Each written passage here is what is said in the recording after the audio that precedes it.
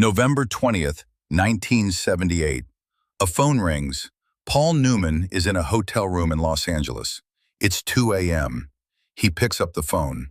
Mr. Newman? Yes. Los Angeles Police Department.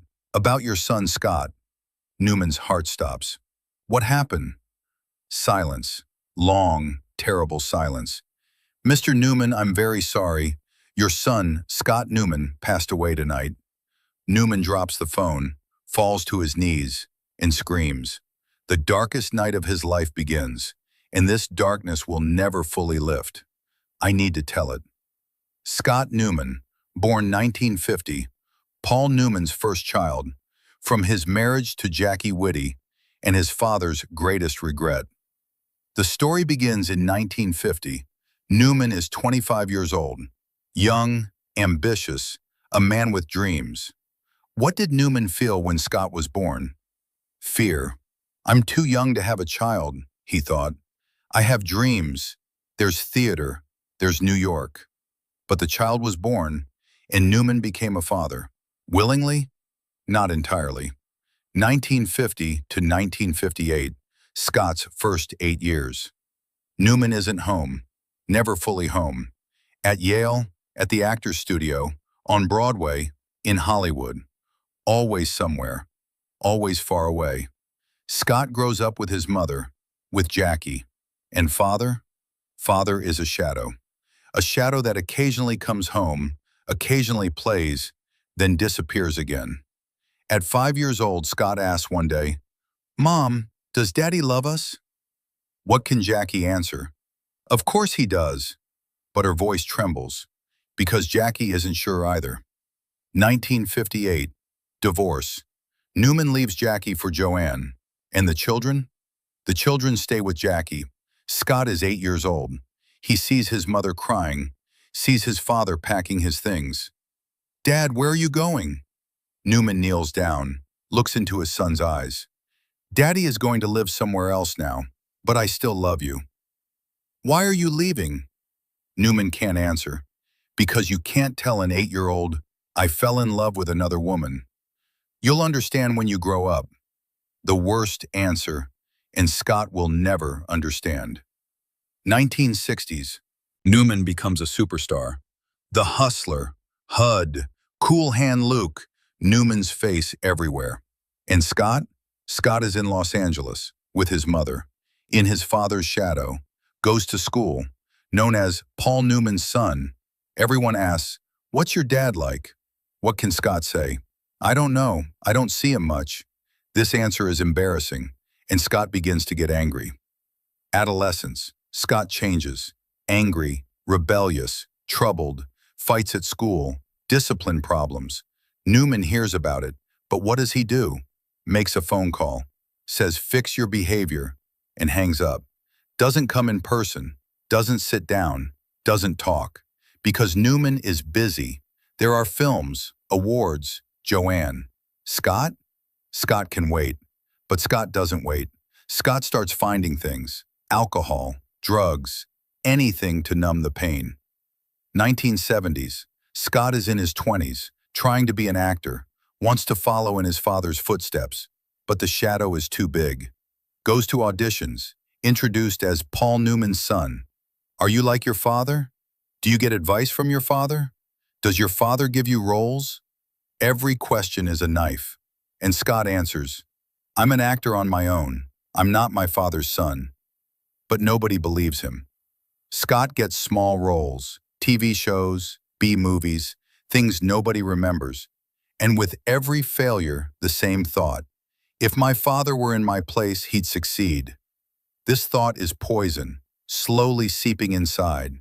And Scott drinks more, uses more. Alcohol, cocaine, pills, a little more every night. Does Newman know? He knows. But what does he do? In 1975, he sends Scott to a rehabilitation center, sends money, hires specialists, but doesn't go in person, doesn't sit, doesn't talk, doesn't hug. Because Newman is afraid to face his emotions. When he looks at Scott, what does he see? His own failure, the family he abandoned, the responsibility he ran from. And this hurts. Newman runs from pain, like he always has. 1978, November. Scott is 28 years old. The last few months seem better. He'd left rehab, was working. Newman was hopeful. Maybe he's getting better, he thought. But he wasn't getting better. The night of November 20th, Scott is at a friend's house, drinking, taking pills, mixing, alcohol and drugs. Lethal combination. At midnight, Scott passes out. His friends panic, call an ambulance. But it's too late. Scott Newman dies in the early morning. 28 years old. Official cause of death, acute drug poisoning. Unofficial cause of death, years of accumulated pain. What happened when Newman got the news? Nobody knows exactly. Joanne later described, Paul died that night, a part of him died, and that part never came back. Newman stayed in the hotel room for hours, didn't speak to anyone. When morning came, he came downstairs, eyes red, face like stone, and said only one thing, I killed my son. The funeral, a small ceremony, family and close friends. Newman is there, but not there. His body is there, his soul somewhere else. Looking at the coffin, his 28-year-old son lying inside. And Newman thinks, when was the last time I hugged him? He can't remember. When was the last time I said, I love you? He can't remember. When was the last time we really talked? He can't remember. Because it didn't happen. None of it happened.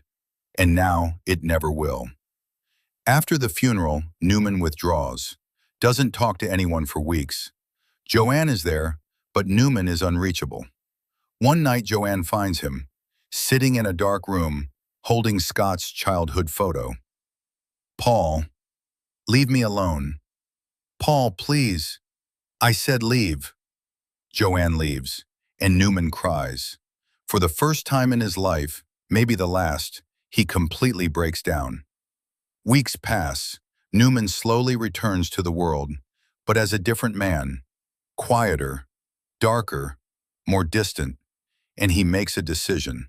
Scott's death won't be in vain. What will he do? 1980.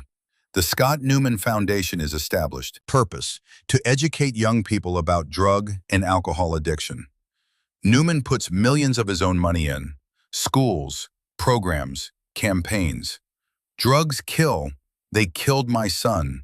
Don't let them kill yours. Newman carries this message everywhere, gives speeches, does interviews, and every time says the same thing. I was a failed father. I lost my son. Don't lose yours.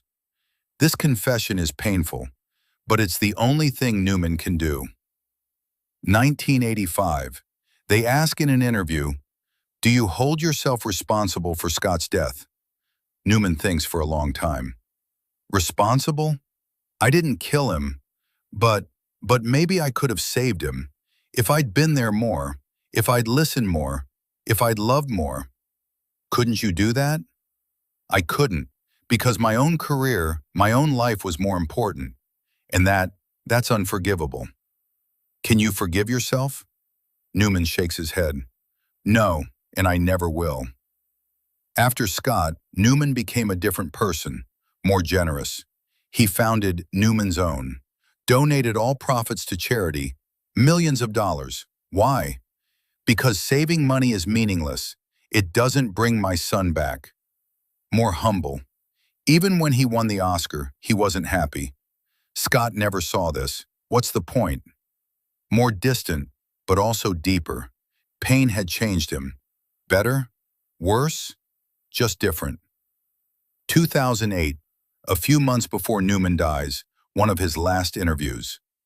What would you most want to change in your life? Newman answers immediately, without thinking. Scott. The time I spent with Scott. What would you do differently? Everything. I'd be there more. I'd listen more. I'd hug more. And maybe he'd still be alive. You don't know that. I don't, but not knowing is worse, because I always ask, what if? For 30 years, I've been asking, what if? Paul Newman died in 2008, 30 years after Scott's death. For 30 years, he thought of his son every day. For 30 years, he asked, what if, every day. For 30 years, he didn't forgive himself every day. And maybe that was the heaviest punishment. Not death, living. Living in his son's absence. Every day, every night. 30 years. Scott Newman died at 28. He lived in his father's shadow. He grew up in his father's distance. He got lost in his father's neglect. And he was immortalized in his father's guilt. Because Paul Newman never forgot him, not for a single day. The Scott Newman Foundation still operates today, has educated millions of young people, maybe saved thousands of lives. And every life saved is for Scott, in Scott's memory, in Scott's pain, a father's last gift to his son, even after death, forever.